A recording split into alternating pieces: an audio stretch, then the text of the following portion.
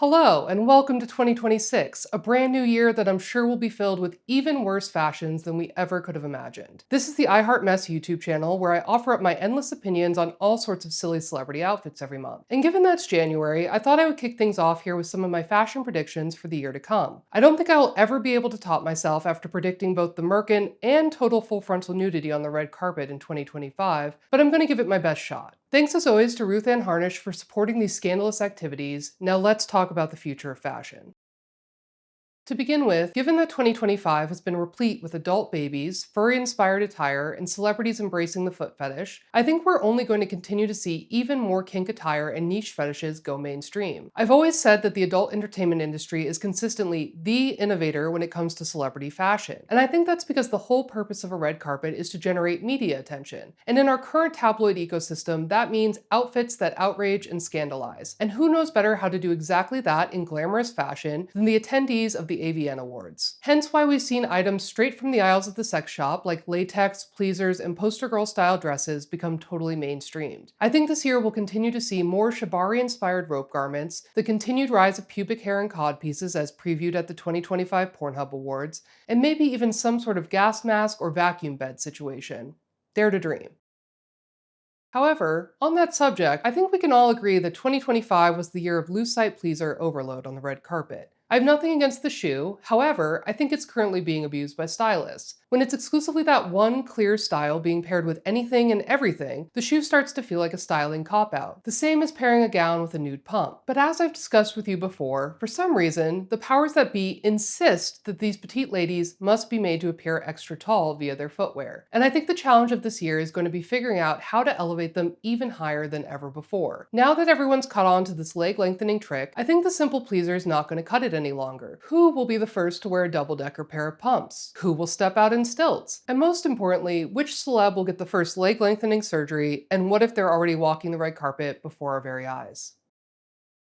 Last year, we got a handful of confessions from big stars like Kylie Jenner and Simone Biles, where they candidly shared exactly what procedures they've had done to look the way they do. And I think this type of quote-unquote radical plastic surgery transparency will only become a more popular PR ploy in the year to come. I think we'll see big celebrities doing SpawnCon for their doctors, taking followers through the process in real time, sharing pre- and post-op selfies, and even branding specific procedures by naming them after themselves. Even just this month, we've already seen SNL's Chloe Fineman share photos of some of her botched treatments.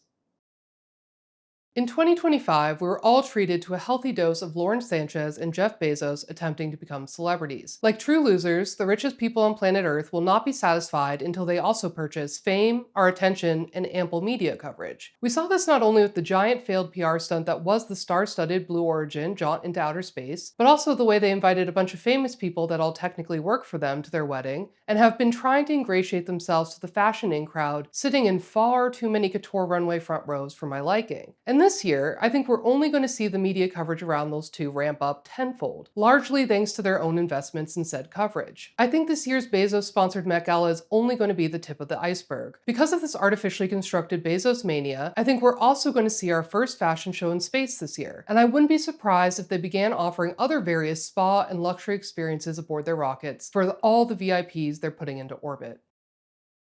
In that same vein, I think we're going to see even more celebrities go mask off politically, both because those are their actual political beliefs and they feel like it's safe for them to publicly share them now, and also as a solid, if extremely short-sighted, means of generating attention for themselves. We've seen this playbook time and time again, from enemy of the channel Joy Villa's many stupid Trump-themed ball gowns, to Kim Kardashian's MAGA soft launch during last year's inauguration. And if anything, Kim should be leaning way harder into that new Republican narrative, as she could really use a scandal like this right now to get people to pay attention to her again. We've also seen corporations take similarly antagonistic stances towards the buying public, as with American Eagle's vaguely eugenicist ad, or the Sephora holiday commercial that essentially called us all poor. And I think we'll only see more of these types of rage-bait marketing strategies. I mentioned on my podcast Mess World that I saw a TikTok recently that I thought summarized this new postmodern capitalist attitude nicely. They explained that it seems like corporations are now angry that they actually have to go through us in order to get access to our money and our labor. We're not customers, we're consumers, which emboldens corporations to punish us for not just blindly consuming at any cost, even our own lives. I think when viewed through that lens, a lot about modernity starts to make way too much sense.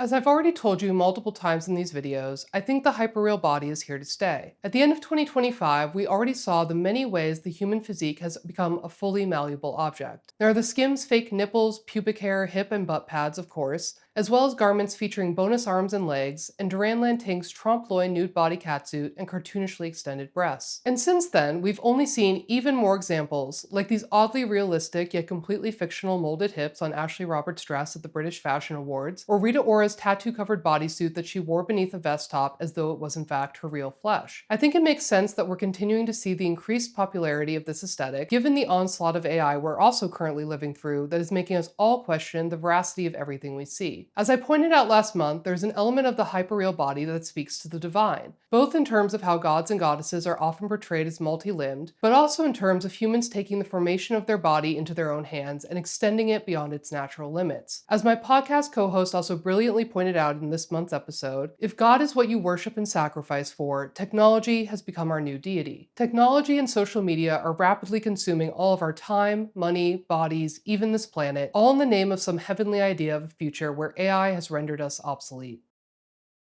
As an extension of the hyperreal, we're also starting to see a lot more padded out bodies. I pointed this out to you before with Emily Ratajkowski at Joni Turner-Smith's plush Duran Tink for Jean-Paul Gaultier designs. Rachel Sennett also recently wore a dense, globular bikini by the designer on the cover of Perfect magazine, and both Hailey Bieber and Zoe Saldana wore a Mugler midi dress with foam upholstered straps. And most recently, Rayami wore a Chochenko couture look at the Critics' Choice Awards that was very reminiscent of the bumper car-inspired gown Meg Thee Stallion wore to the Gold Gala earlier this year. All of these designs feel very drag-inspired in the way this foam is being applied to the human form to create a fantastical imaginary body. It also feels like clothing specifically built to brace us for impact and the endless car crash year we're headed into. As we've also previously discussed, 2025 was the year of huge geometric 3D shapes on the red carpet, and in the year to come, I think we'll see that trend morph into something much flatter and more akin to paper doll clothing. We've already started to see these 2D shapes cropping up at events, like Alex Earle's Saint Laurent dress at Vogue World, Taylor Swift's David Coma dress on The Tonight Show that makes her look like a bust set atop a fireplace mantle, Lana Condor's triangular hip panels at the Vanity Fair pre-Golden Globe party, and at the Critics' Choice Awards, Audrey Nuno wore a Marc Jacobs dress composed of large circles applied atop the body. This trend always reminds me of the book Flatland, which I've discussed before in these videos, a story about a world filled with sentient, two-dimensional geometric shapes which the author Edwin Abbott used to critique Victorian society's rigid class hierarchies. And given the way America has been forced to confront its own staggering class, race, and gender inequalities over the last decade, this trend feels perfectly apropos. I warned you about this look back in October, and I don't think it's quite done with us yet. Weird neck silhouettes continue to warp the common shoulder blade into something extraterrestrial. Think Cynthia Erivo's roided out trap muscle Givenchy blazer or Schiaparelli jacket with inflatable scapula donuts. We've also seen tops that double the wearer's wingspan, like Sophie Turner and Louis Vuitton, or Mia Goth and Jonathan Anderson's Dior. And much as with the Stretch Armstrong fits we were seeing late last year, I love anything that causes a woman to take up radically more space in public. I also started to talk to you a bit about this trend in last month's video, but I'm now back to provide you with a few more examples of the vague notion I've been having that there's something going on with proportions out there. I already showed you Lauren Daigle's Victoria Beckham dress at the CMA Awards, Michelle Yeoh's custom Givenchy at the Wicked premiere, Chase Infinity's silky chicken chic, and Jennifer Lawrence's kangaroo pouch skirt as proof of this burgeoning trend. And now allow me to offer you Tessa Thompson's stiff, bottom-heavy Diatima dress that reminds me of those Dior by Raf Simons flower walls, every recent Marc Jacobs collection, an outfit from which recently went viral because of people joking about paying $3,000 to dress like a Simpsons character, and both Chloe Sevigny and Kourtney Kardashian recently wearing this green Saint Laurent mini dress that is generously cut to create a blocky, body-obfuscating silhouette. I'm still not quite sure what to make of this fashion movement, but I am struck by the fact that the same designer who pioneered extremely naked, nipple-out dressing is now also at the forefront of this form-obscuring style. Now, I said this last year, but I still really want to see it happen, so I'm going to say it again. And that is time-based outfits. I'm talking foam, gack, slime. I'm talking ripped up fabric and baked in wardrobe malfunctions. I'm talking anything that will change, evolve, and degrade as the wearer moves down the step and repeat. I'm looking for Andy Goldsworthy's installation art translated into a garment, and I will not rest until I find it.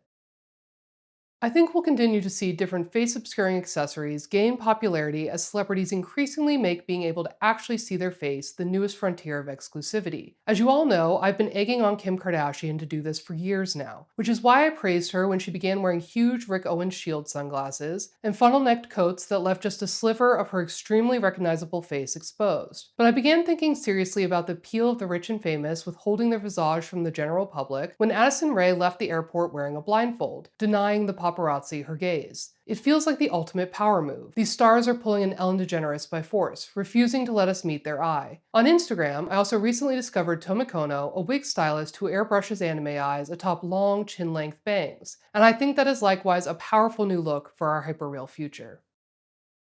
Now, longtime viewers know that I'm a great champion of Clowncore, and as my co-host Jessica DeFino pointed out on our podcast this month, it's a look that is poised to take over beauty as well in the year to come. In fashion, the reigning queen of this aesthetic is of course Sarah Sherman, but it's also something we've seen a lot of in the proportions, footwear, and circular blush at recent Marc Jacobs shows, as well as in that drab Harlequin ruff I showed you on Natalie Portman last month. Jessica predicts that we'll continue to see Chappell Roan-style powdered white faces become popular, and people could even dabble in Harlequin vertical eyeliner. So much to look forward to there.